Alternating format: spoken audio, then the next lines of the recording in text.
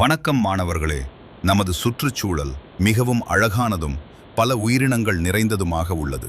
இந்த சூழலில் உயிருள்ள அங்கிகளும் உயிரற்ற அங்கிகளும் உள்ளன. உயிருள்ள அங்கிகளில் முக்கியமானவை தாவரங்கள், விலங்குகள் மற்றும் நுண்ணங்கிகளாகும். முதலில் தாவரங்களை பற்றி பார்ப்போம். தாவரங்கள் சூழலின் முக்கியமான உயிருள்ள அங்கிகளாகும். தாவரங்கள் சூரிய ஒளி, நீர் மற்றும் காற்றை பயன்படுத்தி தங்களுக்கு தேவையான உணவை தாங்களே தயாரிக்கின்றன. இந்த செயல் ஒளித்தொகுப்பு எனப்படுகிறது. மேலும் தாவரங்கள் ஆக்சிஜனை வெளியிட்டு மற்ற உயிரினங்கள் வாழ உதவுகின்றன. அடுத்து விலங்குகளை பற்றி பார்ப்போம். விலங்குகள் ஒரு இடத்திலிருந்து மற்றொரு இடத்திற்கு நகரும் திறன் கொண்டவை. அவை தங்களுக்கு தேவையான உணவை தாவரங்களிலிருந்தும் அல்லது பிற உயிரினங்களிலிருந்தும் பெறுகின்றன.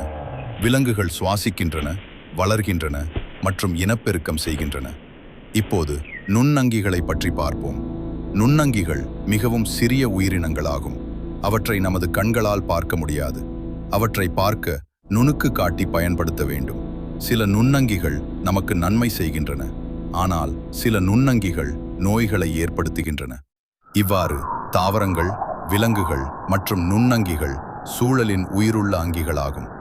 இவை அனைத்தும் ஒன்றோடொன்று தொடர்புடையவை. இந்த உயிரினங்கள் அனைத்தும் சேர்ந்து சூழலின் சமநிலையை பாதுகாக்கின்றன. எனவே நாம் சூழலையும் உயிரினங்களையும் பாதுகாக்க வேண்டும். நன்றி.